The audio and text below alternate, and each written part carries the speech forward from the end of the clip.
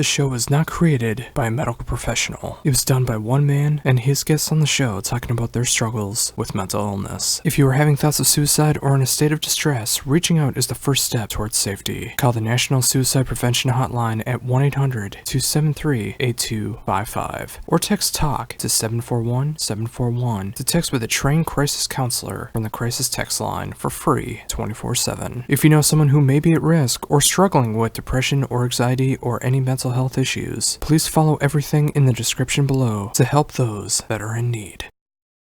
Life can be so very rough. Sometimes I get sad. What do you do when you get sad? This is Something Gives with Josh Ronquist, a show from the mind of someone dealing with mental health issues, wanting to talk about life, mental health, and music with musicians, fans, and those in the business. I want to feel good about myself, and I don't know how. How do you not be sad? I'm here to spread the word, to talk about our struggles and what we can do to get better. I'm responsible for my own happiness. I can't even be responsible for my own breakfast. While this show cannot cure any mental health issues, sometimes the mind just needs to not feel alone. There's a lesson here for all of us. So let's begin the show. Hey everybody, it's Josh Ronquist here with another episode of Something Gives. And it's been a while since last episode. The last episode I thought turned out amazingly well. Most received episode of Something Gives so far. It was awesome to be able to have Vikram Shankar on here, being able to talk about his experiences, and it really meant a lot to be able to do that. Though sadly, since that interview and the last show, I've been hit with another gigantic wave of depression. It's been really hard the last few months. Honestly, it has been hard since my brother died back in May, and there's always going to be that feeling of regret, not being able to find any way to be able to get along with my brother and just being able to be a family. It's something that I'm always gonna regret, and I know it's not my fault for that. It's not. I mean, it was 100% on him. He just hurt me so bad that it left a permanent scar on me. Mental scars are so hard to get rid of. There's a lot of things that we can try to do to get rid of these scars, but the reason that's called a mental scar is because they don't go away. They might fade. You might be able to cover it up. It might even become a part of you so much that you don't even think that it's there. But it sadly always is. Something can trigger that moment, and those mental scars can always come back and hurt you in some way. And it really sucks, because I just want to get better. I really do, and I don't know. I just don't. Since the last episode, I haven't heard anything from my family in any sense. I did get a couple messages and texts from my oldest sister, but it was from her taking a message that I made on social media wrong, and she thought it was about her, and it was not. If she listened to the show, or just asked, she would know that, but I don't blame her. She has her own demons that she deals with, so she's not the kind of person to talk publicly about her issues. She would rather just keep them quiet, and I get that, but that's not me. The reason it's not me is because I already feel so alone. I already feel so alone with all the problems that are going on in my life. Mentally, physically, emotionally, career-wise, it's like you always want to be able to improve in your career, although some amazing stuff is happening on the career side, but you constantly want to grow and progress because that's what life is. I mean, once your life becomes stagnant, you get lost. You don't know what to do, and I know that's happening to me on a personal level. I feel trapped. Honestly, I feel trapped where I am. I feel trapped that I don't have anyone. It's really hard, and I don't know. But the reason why it's taken so long to be able to do a new episode is because I've been scared to make this one. I did miss the anniversary of my first suicide back in 2000, suicide attempt. I just couldn't do an episode on that one. That was just gonna tear me apart if I would have done that. But yeah, August 18th, 2000, when my family collapsed for the first time that I saw in my eyes, it broke me down. I thought life was over, and I tried, and I'm still here. But I'm sorry, it's just a hard episode to make this time. Yeah, I guess I might as well just cut to the chase. In mid-October, Attempt number 9 happened. I'm not proud of it. I mean, how could you be proud of a suicide attempt? I feel terrible for doing it. I mean, especially since I started this show as a way to be able to get my feelings out. And, you know, like with Vikram being on here and hopefully more people in the future being able to let their things out in the open so people can understand things more and, you know, just get that sense of feeling of not being alone. I did not think that this was going to happen, and sadly it did. I won't go into details. I mean, I don't want to give anyone any ideas, but I tried, and it did not end. It was cut off. It was a bit of a wake-up call for me as well, too, though it's one that I realize it, but it's a hard time being able to do much about it, because, I mean, when you're so lost, what do you do? But that's one thing I'm very thankful for when it comes to people online, be it through YouTube, be it through my other forms of social media, or just people that I talk to in messages, or ones that I consider good friends, or anything more than that. Since I've been opening up about myself, I mean, especially this year with Something Gives, I've found a lot of people that really, truly care about me, and I'm not entirely sure how to handle that, to be honest. I've went my whole life being told that I'm nothing, that I'll always be nothing, that I should kill myself because all I'm doing is just making the world worse. I'm making other people's lives miserable. I'm just a burden to people. And when you deal with that so much, so often, especially in your formative years where your brain is developing, you really start to feel it, and you start to believe it's real. And so many people see me as a good person, and maybe I am. I mean, I do Something Gives to try to get the message out about mental health. I try to do my main show as that drummer guy to be able to spread the word of good music. I got my third show, which I haven't talked about on here yet. Code name for YouTube is SGS, being able to talk about the forms of entertainment that I enjoy, which is wrestling, TV, movies, video games, and other forms of entertainment as well. And people have been enjoying that as well. But, you know, people see that side of me, and, you know, a lot of people are learning more about me, just knowing that I'm held up by myself so often. I go so long without being able to hear another voice. I mean, back when my family used to call me, that usually on a daily basis with my dad, it was always terrible conversations. It was always terrible. It was never anything positive. Whenever I tried to bring up something positive, it was always weighed down by negativity. Besides many other words I would use to describe my dad, especially knowing what I know now. He's Eeyore from Winnie the Pooh.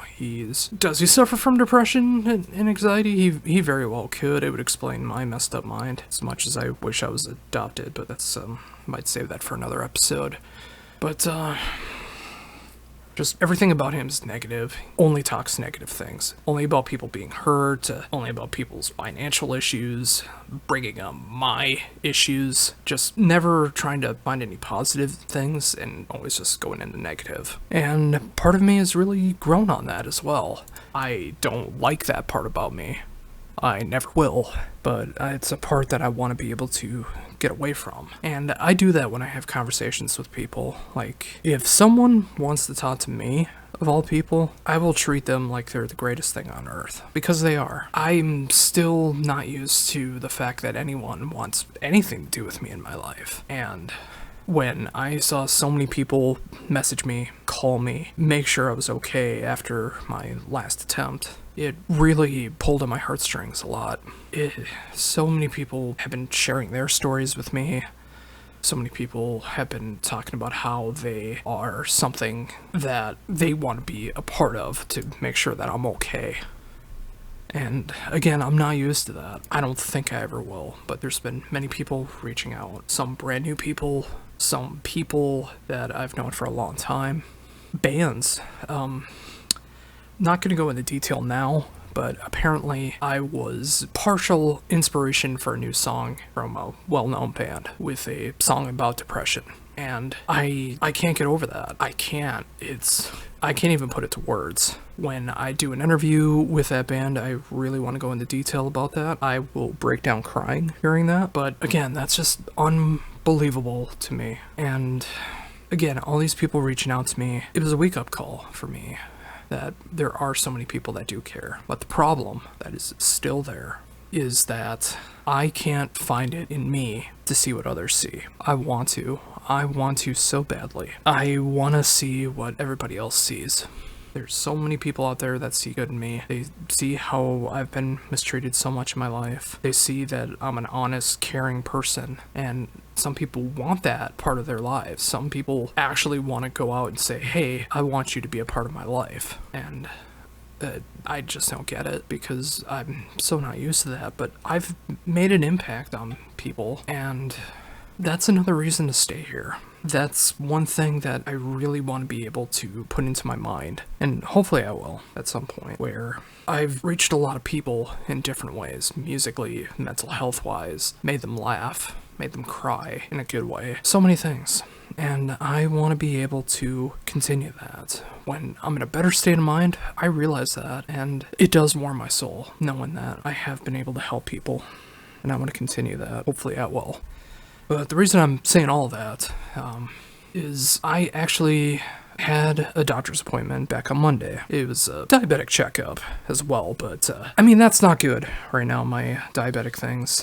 One thing they don't tell you with diabetes, I mean, there's so many people that can say that it comes from poor diet, exercise are the biggest things. I mean, they're the biggest contributing factors most of the time, but they leave out other elements of it as well. Your blood sugar can rise from a lack of sleep, and it can also rise from depression and anxiety. The more your mind races, it can actually raise your blood sugar, which is why my blood sugar is out of control. Though I'm trying to get it more under control, I am taking more medication to be able to do that and, just get those numbers down. I also found out I'm the heaviest I've ever been, which really hurts me. Don't want to say the number, though I've said it other places. I'll just say I'm over 300. I'm also 6'4", so it's not the worst it could be, but I need to get back under control. And from what I've understood with this is it's not just diet and exercise that's causing my weight gain. It's actually from 4 different kinds of medication, including insulin, that is causing massive weight gain on me.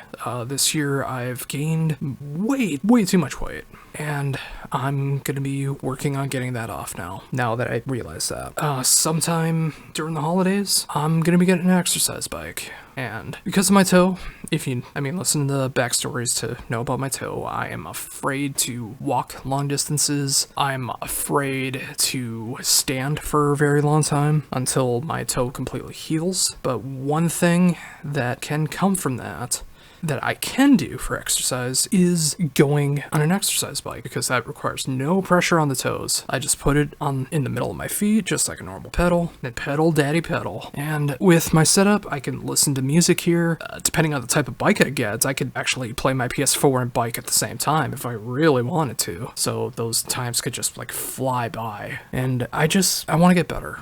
And I know exercise can help with mental health, and I want to see if that can be something that works. Another aspect with that is I'm actually going back into therapy. Not this coming Monday, but the Monday after. So the week of Thanksgiving here in the States, I will be having my first session in about 2.5 years.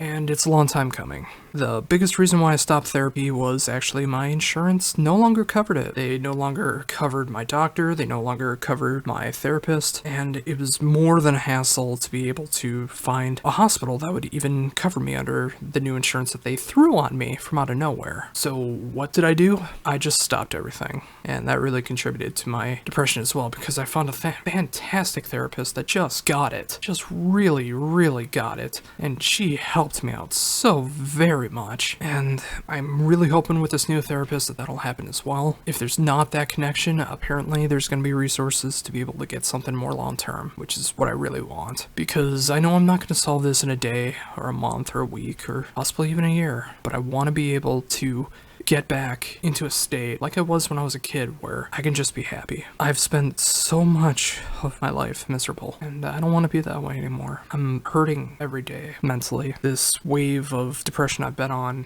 has just really messed me up, and every time I take new medication, it seems like it works for a while, and then it stops. That's what's going on with the Wellbutrin right now, which is my current antidepressant. I just started taking it since Tuesday when I got the medication. So I'm only a couple days in with that. So it's going to take a while for me to see any effects with it, but it's supposed to work and it might actually help with weight loss, which, considering many of the medications that I'm on has weight gain to it, that would be tremendous. And especially once I start getting my stuff together, start trying to lose these pounds and, get on the exercise bike every day. I think that'll really help, at least in theory. But also, one more thing I wanted to cover before I get towards the end is I'm also actually seeing a psychiatrist in February. Yes, it's because of the medication reasons that the Prozac, Zoloft, I forget the third medication I'm on. I'm still on it. I keep forgetting Fluoxetine. Yeah, Fluoxetine that I'm on. And now this Wellbutrin.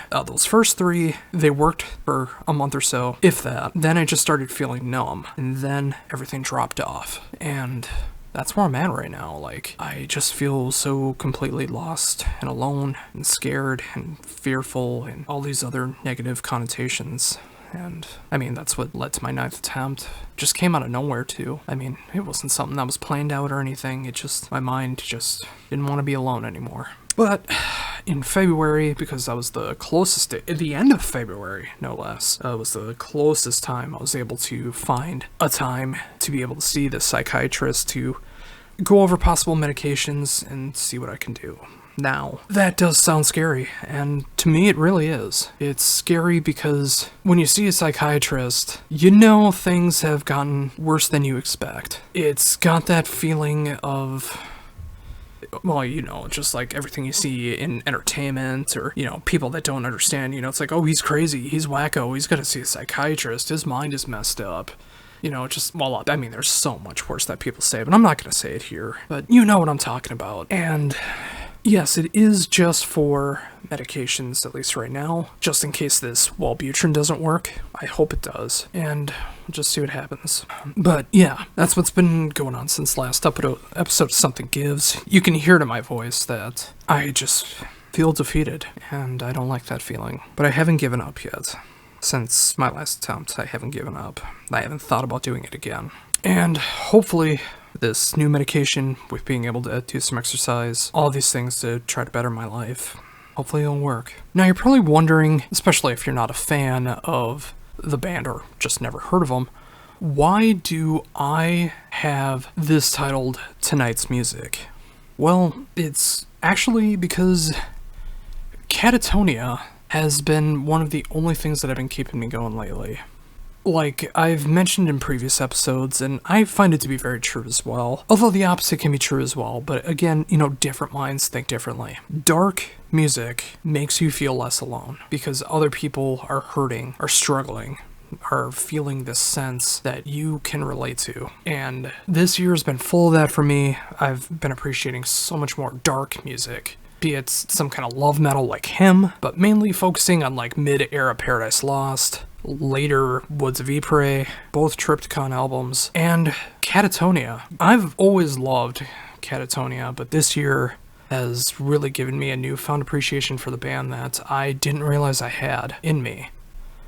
And particularly the album Last Fair Deal Gone Down, which is almost 20 years ago. Man, that is just so hard to think about. But that album in particular, lyrically, musically, is a masterpiece, in my opinion. I know a lot of people overlook this album. A lot of people find some of the heavier Catatonia better, or the death and doom metal era of Catatonia better, or the proggy dark metal that they're doing now better. But this era of Catatonia, which is more like alternative metal, gothic metal, dark metal just hits me in a way that I really needed. And it's a very dark album. Jonas, lead singer of the band, was going through a lot of issues during this album, and you can hear it. And that's what's been going on with me, and the entire album is just filled with amazing tracks, amazing riffs, vocal melodies that just fit so perfectly in that dark way. And tonight's music has those lyrics of just not wanting to feel alone, and that's where I am right now. I don't want to be alone. And thankfully, through technology, I'm not alone. But it still has this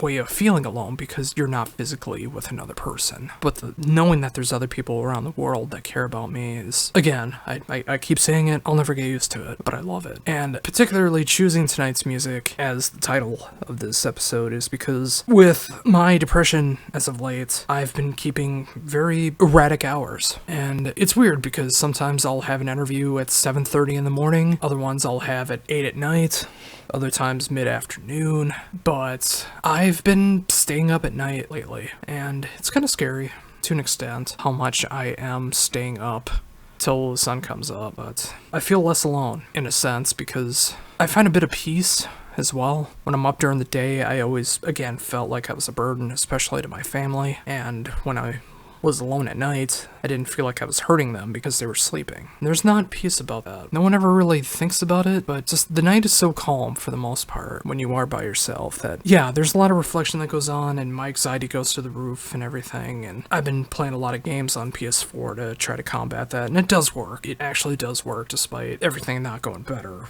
I mean, there's only so much I can do when I'm by myself at night, but especially over the last month or so. Again, Last Fair Deal Gone Down has been my music I listen to at night, the Catatonia catalog. And with that, easily my favorite Catatonia album. It really helps me feel less alone listening to it because I know others are in pain. Be it 20 years ago, be it 100,000 years ago, be it right now, be it the future. People are going to be hurting mentally, physically, emotionally. And I'm attracted to that darkness because others are struggling, and I want to be able to help them if they let me, if I can do something. And I know there's others out there that want to do the same for me. And Catatonia's actually really helped with that, thankfully. And yeah, it's probably going to be my music tonight after recording this, too. I'm going to listen to it because it's so fresh in my mind right now, just being able to really dissect that album and just feel less alone. Yeah, and I think that does it for the show this week.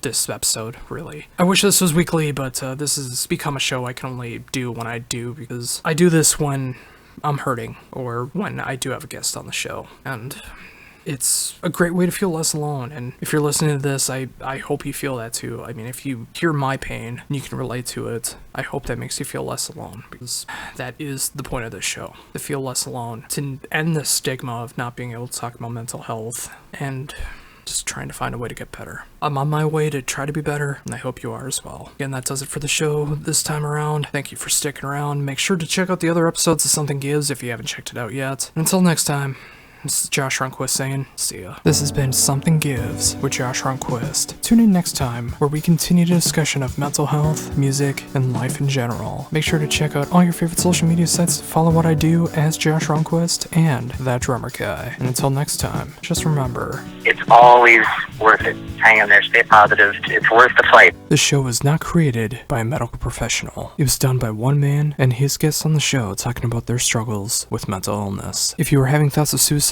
or in a state of distress, reaching out is the first step towards safety. Call the National Suicide Prevention Hotline at 1-800-273-8255 or text TALK to 741-741 to text with a trained crisis counselor from the crisis text line for free 24/7. If you know someone who may be at risk or struggling with depression or anxiety or any mental health issues, please follow everything in the description below to help those that are in need.